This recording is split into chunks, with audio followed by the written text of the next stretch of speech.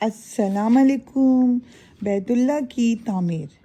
بیت اللہ کی تعمیر کے لیے جبل مکہ کا پتھر استعمال کیا گیا۔ اس پہاڑ کی باقیات باب فہد کے سامنے موجود ہیں۔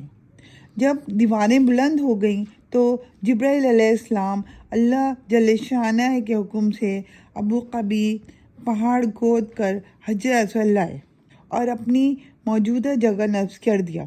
حضرت ابراہیم نے معمار اور حضرت اسماعیل نے مزدور کا کام کیا۔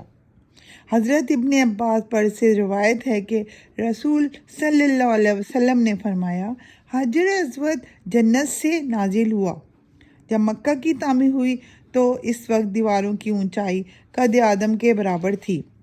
حضرت ابراہیم کے زمانے میں 9 ہاتھ اونچائی، عرض 1 سے 20 ہاتھ اور دوسری طرف سے 22 ہاتھ تھا۔ طول ایک طرف سے 31 ہاتھ اور دوسری طرف سے 32 ہاتھ تھا۔ اس گھر کی چھت نہیں تھی۔ بیت اللہ کی یہی وہ عمارت تھی جس کو گرانے کے لیے ابرہہ 60,000 کا لشکر لے کر چڑھ دوڑا۔